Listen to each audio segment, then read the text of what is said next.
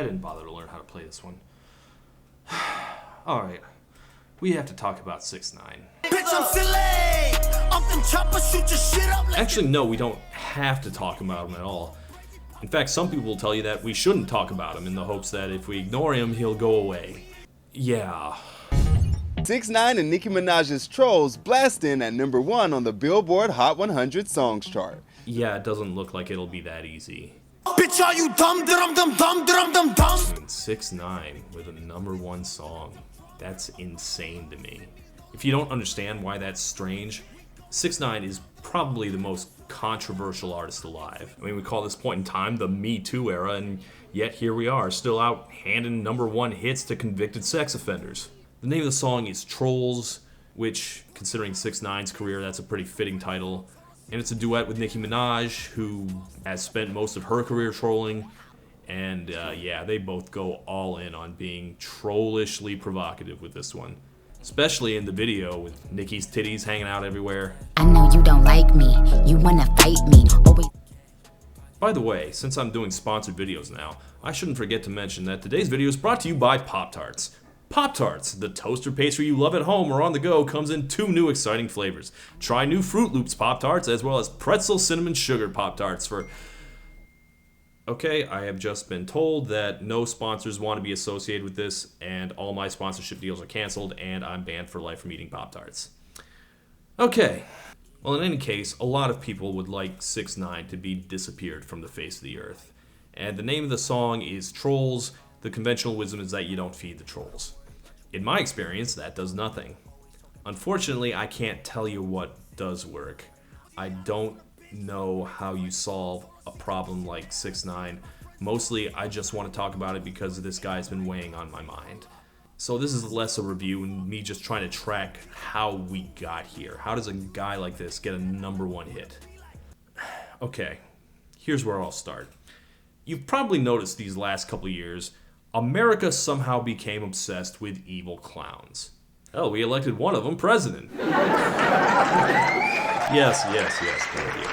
Well, in any case, we love evil clowns so much that we also wanted them in our music.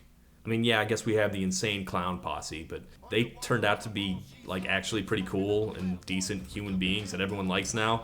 So to fill the position of evil clown rapper, we eventually found this guy who looks like a medieval court jester who sells drugs. Maybe like a minor character in the Warriors who's in a gang called the Skittles or something. Oh, y'all niggas suck my dick! His name is Daniel Hernandez, better known as 6ix9ine, or Tekashi 6ix9ine, 6ix9ine. It's not pronounced 69 for the record, so you can save your nice jokes. Nothing nice about this. Niggas iffy, Blicky got the stiffy, I checked out 6ix9ine in 2018 as he started really breaking through, and it was just the most offensive thing I'd ever heard. Not like for any social justice reasons, I just mean like sonically. In New York, my niggas don't merely rock, my niggas money rock. It sounds like Gilbert Gottfried having his legs broken. And if he's got any decent rhymes, I wouldn't know. It just sounds like he's screaming gibberish words he made up, and all his songs had nonsense titles like Blobbo or Doo-Doo, Mulva. But even though his actual lyrics are hard to decipher, it's easy to tell who he is, what his persona is. The fuck about my fucking face before I murder you, He's just total human garbage. That's what he wants to come off as. There's no exploration of the struggle or life on the streets. He's just an unrepentant piece of shit with no redeeming qualities. Now, I've been pretty upfront with the fact that I've felt a tiny bit disconnected from hip-hop these past few years. And I've actually had to spend time trying to retrain my ears so I don't get completely left behind. So this is going to be weird for me to admit, but here goes. I understood 6ix9ine's appeal right away. I got it immediately. I'm not saying I like it. In fact, there are times where I'll tell you that no one has ever made a worse sound in the universe. But I get it. I mean, if you don't like mumble rap, then this is not that. I'm pulling with a stick, I let that shit hit. I don't know. Hip-hop used to be edgy and dangerous, scare your parents. And it isn't really that anymore. Migos, Kodak Black, they can rap about killing people, selling drugs, no one cares. It's not controversial. Your mom listened to that driving home from church. But 6ix9ine actually does scare and offend people in a way that not many people are really pulling off anymore. So yeah, I can understand why he's popular with any hip-hop fans who like to root for the bad guy. The thing is, 6ix9ine is a bad guy. Like I said, he was convicted of sexual assault on a 13-year-old. And to be clear, this is what a 13-year-old girl looks like. Jesus Christ, that's pretty bad! For what it's worth, 6ix9ine only got probation for that, and he's got excuses for it. You know, I didn't have sex with her. I was just around my buddies when they were having sex with her, and I was only 18, and I didn't know she was 13, and really, what is rape when you think about it? The actual police report says they have footage of 6ix9ine groping and grinding on this naked 8th grader.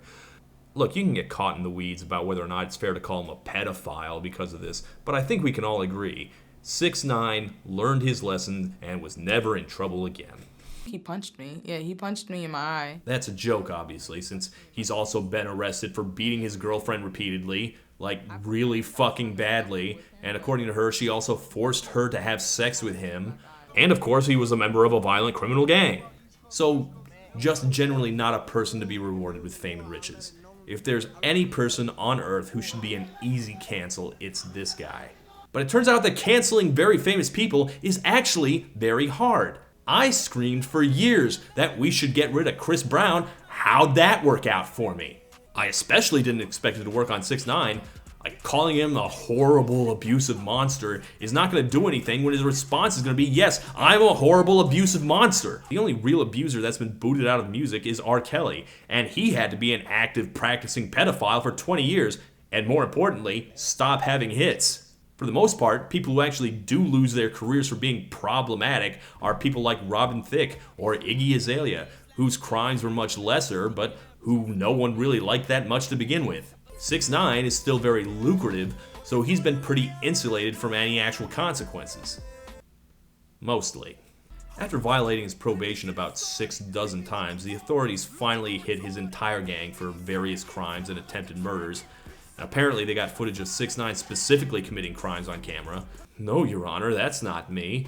That must be some other living rainbow bright doll with a 69 face tattoo. Tekashi got his sentence reduced to only 2 years by completely selling out every single one of his homies. He also testified that he joined the gang just for street cred to promote his music, and his role in the gang was basically just to give them his royalties, so basically he bought his friends. 6ix9ine is catching a lot of heat for what people are calling snitching. So everyone figured that was the end of him. He's a kind of like Capone going down for tax evasion, but you know, yeah, if we can't cancel him for abuse, he can at least lose all his cred. Now everyone knows he's a dirty rat. He violated the code of the streets. I'd like to see Tekashi wriggle his way out of this jam. Well, nevertheless, I can't know this for sure, but I'm told that his fan base is a bunch of teenage suburban edgelords who do not actually care about the code of the streets. That would explain why his career was not stopped permanently by snitching. In fact, it didn't even stop for the length of his prison sentence. Okay, so here's a history lesson that you might not know, kids. In the spring of 2020, there was a global pandemic.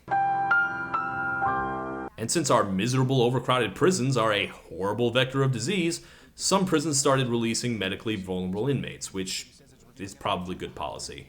But there are drawbacks, because that meant 6ix9ine was released into house arrest, and he immediately resumed his rap career louder and more insufferably than ever. I tell a nigga don't dick ride, don't blink ride, leave it to the double thick thighs. His first track upon release was called Gooba, and speaking purely as a critic, it is both his best and his worst song. You big hater, you nothing but a hater, cloud chaser. Now It's nothing but pure, unrestrained gloating, performed as malevolently and unlistenably as humanly possible. In fact, for much of it, he doesn't even attempt to make rhymes. You're mad, I'm back. Big mad, he's mad, she's mad, big sad. Ha ha, don't care, stay mad. It's everything people like and don't like about him. It's one of the most hateable and loathsome things I have ever heard. Against my better judgment, I'm almost impressed with it. Like, it's basically a wrestling heel promo. He's trying to piss me off, and he succeeded, so he wins. He even brags about snitching the same way that Triple H would brag about cheating. Tell me how I ran and came home to a big bag. But this is real life, and Stone Cold's not going to run in and hit him with a chair, so it's not even fun like pro wrestling, which pisses me off even more. Speaking of wrestling heel promos. So listen, I want the world to know that Billboard is a lie. I think he expected Gooba to debut at number 1. It didn't. A duet between Justin Bieber and Ariana Grande debuted at number 1 instead, so He released a whole whiny rant about how they must have cheated or something. It's all manipulated, right? It's all fabricated. You can buy number ones. This is what these artists do. Nothing but a hater. Yeah, how could a duet between two of the biggest stars in music do better than a screaming idiot doing a 3-minute Cartman impression? Also, Gooba only debuted at number 3. Billboard had to issue a statement defending themselves against this clown who clearly only said it for the attention. His song only debuted at number 3, so even without Bieber, it still wouldn't have been number 1. He wasn't blocked from anything. So that brings us to 2 weeks ago, when at last he did get that number 1 spot. How did that happen? Dollar bill, come get her. 6ix9ine is probably radioactive right now for most people, but he has one major ally, Nicki Minaj. Let these big bitches know. In 2018, Nicki helped him get what is basically his only real radio hit, and she just seems to genuinely respect and like working with him, and they both kind of need each other right now. Because Nicki has been bleeding support and fans for years. She's built up a pretty bad reputation as a total bitch who treats both fans and other artists pretty badly. I tend to believe it, considering the dozens upon dozens of videos where she couldn't be bothered to show up in the same room as her co-stars. Seriously, check on your own. 80% of her guest appearances she clearly shot on a green screen from her living room. Everything she's done since 2018 has seemed to dig the hole deeper. But she is still a huge pop star with a huge fan base, and 6ix9ine is the hot up-and-comer, so they can help each other, and they have. She can't be bothered to show up for Migos or Uzi or goddamn Madonna, but she can take time during a global pandemic to hang out with a wife-beating sex offender. I don't have a lot to say about the actual song, because honestly, it's kind of good. I think the beat is really good, and Tekashi isn't screaming every line. And Nicki, you know, she may not have the clout she had 6 years ago, but her skills have not really diminished. Dollar bill, come get her. Even your man know Nicki's do it better. I took this part as a callback to her verse on Big Sean's Ass Ass Ass. In the islands of Waikiki. And she references it explicitly a couple lines later. Singing my old song, yelling ass. I appreciated that because Ass Ass Ass was her best verse, and I like to see it acknowledged. I probably can't defend that hot take in any way, but screw it. Her greatest moment was Ass Ass Ass. So I mean, that's it, right? We lose. That was the one thing in his arsenal he was missing. Decent singles, right? So now we're never getting rid of him. Well, actually, about that. A week after hitting number 1, Trollz dropped harder than any other number 1 single has ever dropped. In fact, it nearly dropped out of the top 40 entirely, and 1 week after that, it dropped another 20 spots. Which, fine, 6ix9ine was never going to be a big pop star anyway, with or without Nicki's help. The measurements are different for rap, like Lil Baby or Pop Smoke, rest in peace. They became big stars with their songs mostly hovering around the 30 to 50 range. That's fine. In fact, the new chart came out today while I was making this video, so let's just make sure they're holding steady, and holy shit, it's almost gone. The fuck? How does a number 1 hit plummet that quickly? Well, here's my guess. The pandemic has made the charts act real weird. For months, the number 1 spot was a revolving door. New number 1 song every week. Almost all of them were debuts, and almost all of them were duets. These aren't topping the charts because people actually like them that much. People haven't had the chance to like them. What I think is happening is that we're all sitting around inside, bored with nothing to do, waiting for something new to pop up on our feeds. And artists are taking advantage of that and combining their fan bases to tag team their new tracks onto the charts. And some of these songs are good enough to stick around and remain popular, but it looks like 6ix9ine songs don't have that kind of widespread appeal or interest. Look, I've had people tell me that they like 6ix9ine in probably the same way that I liked Slim Shady back when I was a teenager. But 6ix9ine doesn't really remind me of Eminem. He reminds me a lot more of Marilyn Manson. And Marilyn had a few good songs too, but he wasn't really interesting enough to sustain attention for very long, as opposed to Eminem or ICP, who are still prominent right now. That's kinda what I think will happen to Tekashi too, judging from the steep and sudden drop of his new singles. I think his shtick will get old, his fans will age and forget him, and the stigma will stick to Nicki much longer than any boost she gets from him. I mean, I could very well be wrong about this, I'm wrong all the time, but shock value only gets you so far.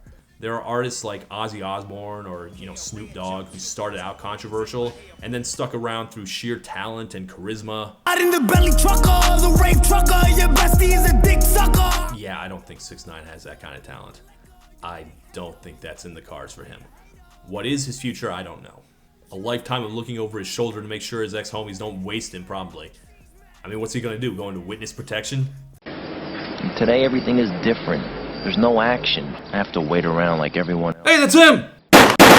No, that's not gonna happen. Honestly, at this point, I just want him canceled because he's exhausting to talk about. Ugh, God, can 2020 get any worse?